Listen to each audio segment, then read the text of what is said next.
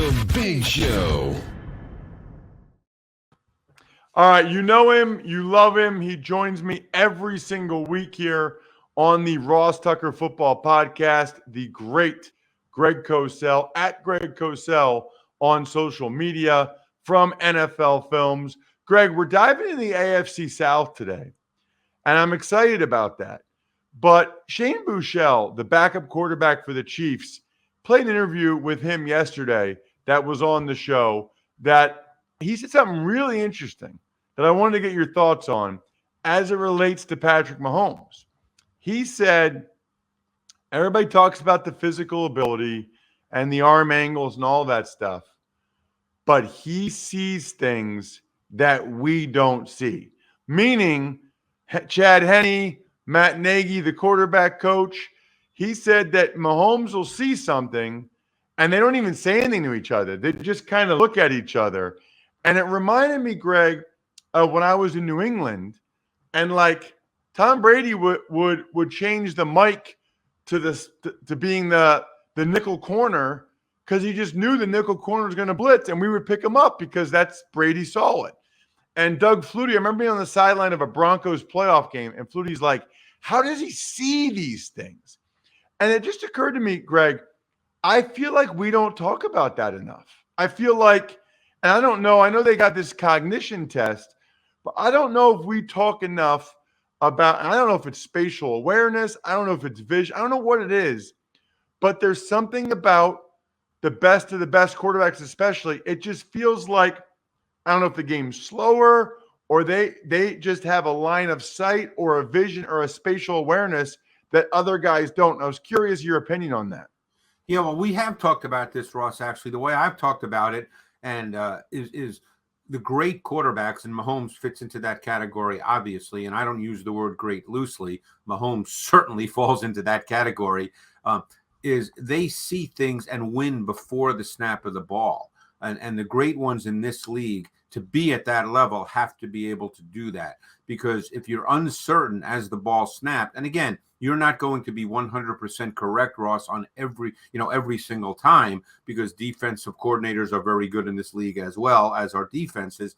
But the great ones see the little things before the snap of the ball. I remember working with Ron Jaworski for years and years, and he would always say things to me like, hey, you can just tell by the way a corner is leaning. You can tell the way a linebacker, just by the position of his feet. There are certain indicators and keys that when you're a young quarterback, these things seem overwhelming. You're just focused on understanding the play and the concept and generally what the defense is doing.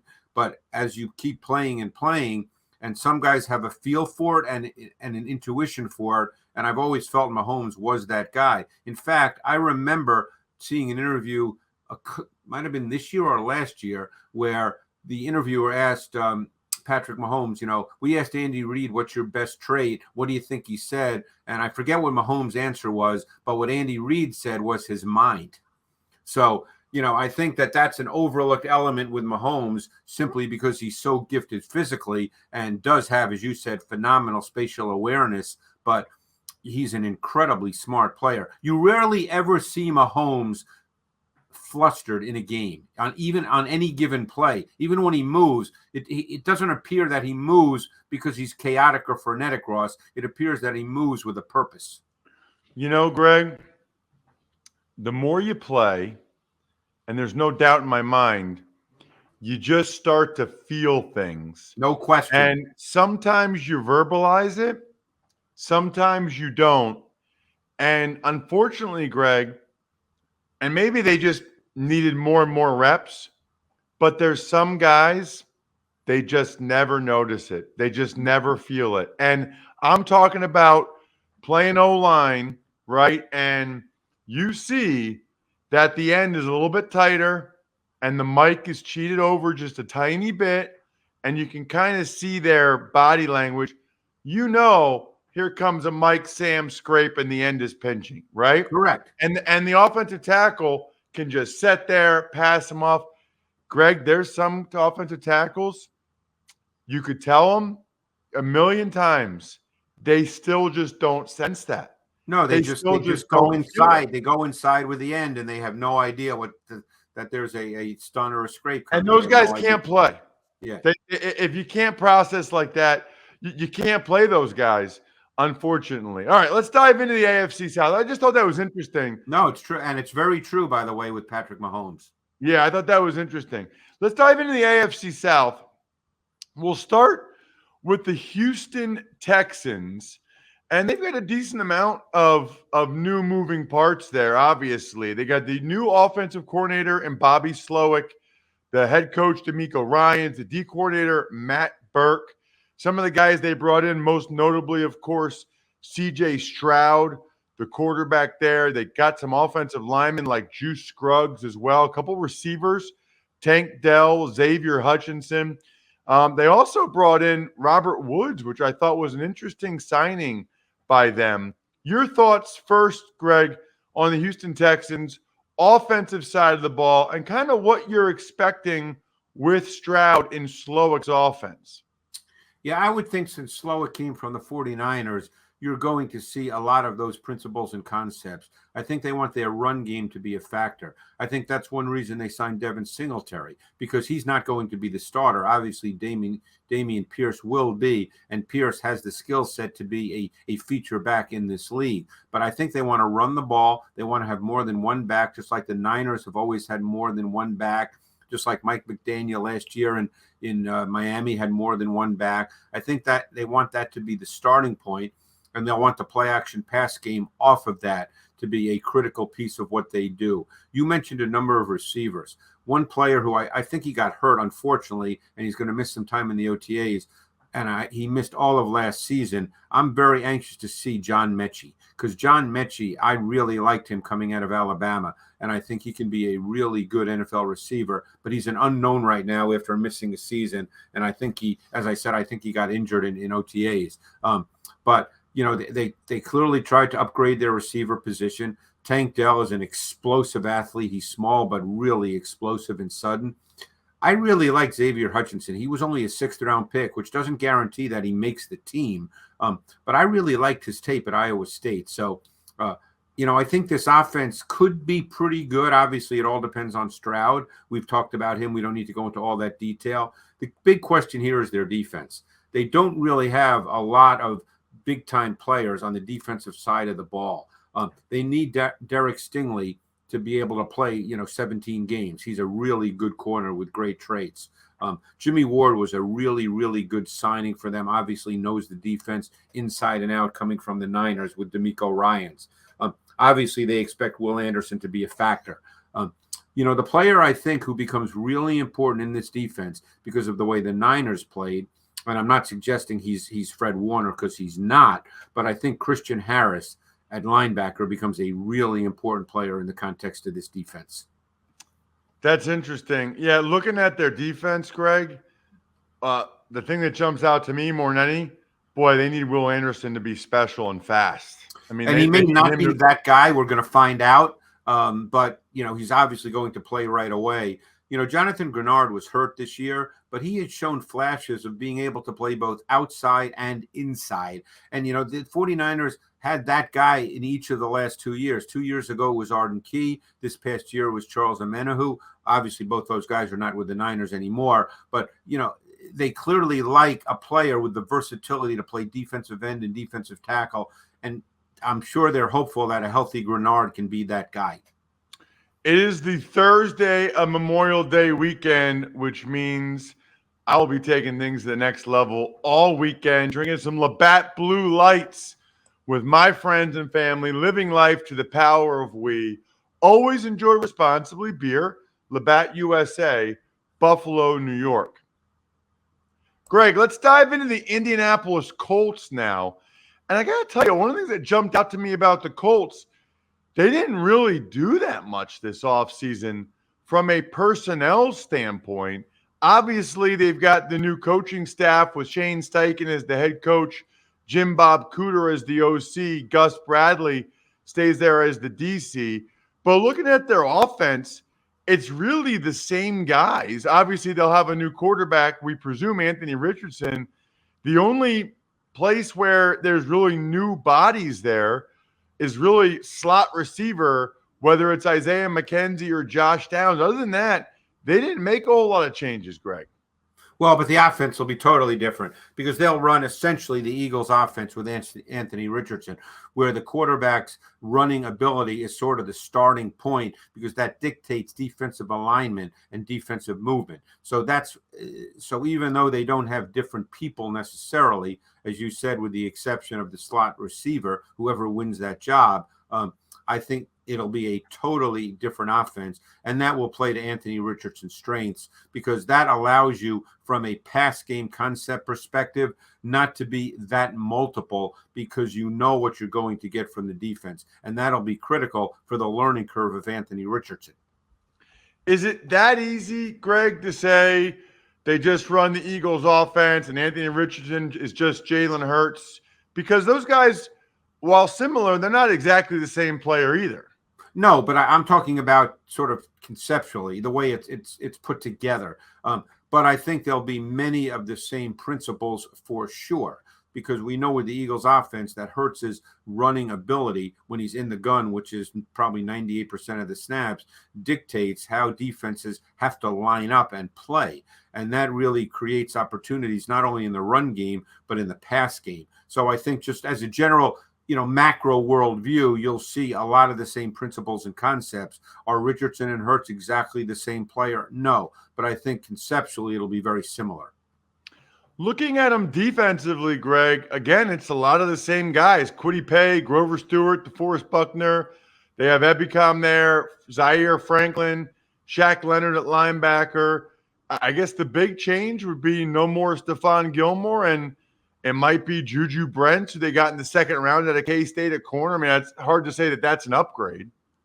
Yeah, and Gus Bradley they brought back as the D coordinator, so you'll see a lot of the same principles. Gus Bradley has played a lot more split safety over in recent years just because the league has kind of moved in that direction. Obviously, when he was with Seattle a number of years ago, it was a lot of single high. But in his time with the Chargers and now with the Colts, there's been more split safety. And we'll see because I think they want Brents as a second round pick to be able to step in and play. Corner is now a position that is a little bit of a work in progress because if you're looking right now, they'd want to start Brents. They lost Gilmore, so Isaiah Rodgers might be the other corner right now. They did draft Darius Rush out of South Carolina in the 5th round, who does have traits. He's long and athletic, but obviously there are some concerns, or he would have been drafted earlier than the 5th round. So corner is a position that as we sit here at the end of May, Ross, that's a position that's a little bit of a question right now. No question it is. Let's get to the Jacksonville Jaguars. Boy, they came on towards the end of the season, Greg. Obviously impressive in that second half of the playoff game against the Chargers and really went toe-to-toe with the Kansas City Chiefs in that game. They've got some offensive tackle issues right now, but they do bring in Calvin Ridley. They get him now this year after that trade last year to add him to Zay Jones, Christian Kirk. Boy, that's a heck of a under-the-radar addition for Trevor Lawrence and the Jags offensively. Yeah, and Ridley, let's assume he's Ridley, and even with the year off, he is one of the best separators in this league at the top of his route stem. He is a really, really good receiver. People may forget that because he didn't play. So they've got a really quality trio at receiver with Ridley, Zay Jones, and Kirk. There's talk that Cam Robinson will be suspended. It's why they drafted Anton Harrison, the Oklahoma left tackle, in the 1st round, a player that I liked on tape. I think he can step in and play left tackle. There's always a learning curve. 2 other offensive draft choices that I really, really liked their tape was Brenton Strange from Penn State at tight end. They drafted him in the 2nd round. I loved his tape a lot. Number one, he's a terrific blocker, and I think there's a lot there as a receiver. He just didn't get a lot of targets at Penn State.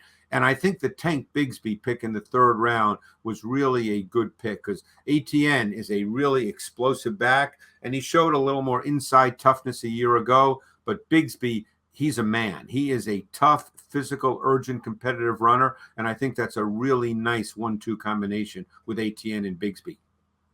What about on the defensive side of the ball for the Jaguars, Greg. Again, they made so many moves the year before that they really kind of stood pat this offseason. Yeah, and I think the question with them again is in the back end at corner, because obviously Shaq Griffin is gone. Tyson Campbell had a really good second season a year ago at one corner. Right now, it looks like Darius Williams might be the other corner. I'm not really sure he's at his best playing on the outside. They've had Trey Herndon for a number of years. He has significant experience playing both outside and in the slot. So I don't know how they see that playing out. That could be an off-season training camp deal as to who plays outside, who plays the slot. But I think that other corner position opposite Tyson Campbell right now is a little bit of a question mark. But I think they've got really good linebackers in Olukun and Devin Lloyd. You expect him to be better. They still have Chad Muma, who started to play significant snaps as a rookie a year ago. This team has some really quality players on defense, but we'll see how it all plays out. Of course, they expect Trayvon Walker to take a step up, as I'm sure, as a pass rusher this year to work with Josh Allen on the other side. Greg, when I look at the Titans, I think O-line. I mean, I think they got a lot of new pieces on that offensive line, a lot of moving parts. They have a shot if that O-line comes together. If they don't, it could be bad. Well, as you know, because you do a lot of work with the Eagles, they signed Andre Dillard. And Andre Dillard is really a left tackle only, Ross, as you know. So he becomes, to me, the most important player on this offensive line. Because if he can't cut it at left tackle, they're kind of stuck. Because I know they drafted Skoronski, and theoretically he could play left tackle. But for the uniformity of the entire O-line, they need Dillard to be the left tackle and Skoronski to be the left guard, because otherwise they'll have issues at guard, big issues at guard. So they need Dillard to be the left tackle, Skoronski to be the left guard. I think Petit Frere will continue to improve at right tackle. Brewer is really small at center, but he's their center. And Brunskill came over from the Niners, and he's an incredibly smart player, but not necessarily a really good player. But they might just need his smarts. They still have that D-line, though. Yeah, they've got their defense should be very, very good. That should be, again, in some ways they're going to play what we've come to know as Titans football. It'll still be Derrick Henry, and it'll still be defense. And that's what Mike Vrabel believes. He believes in the run game. He believes that you have to run for more yards than your opponent. He believes in the turnover battle. I mean, I don't want to be stereotypical, but that's a lot of defensive head coaches think in those terms. But they've got some really good players on defense. Where they had to make some changes is at the stacked linebacker position, where they'll play Monty Rice, who was a draft choice a couple of years ago, and they brought in Al-Shaair. Aziz Al-Shaair, he was a free agent who played significant snaps with the Niners over the last number of years. So that's where they made some changes. Arden Key, I thought, was a really, really good signing for them. Greg, fantastic stuff as always. Really appreciate the time. Thanks, Ross.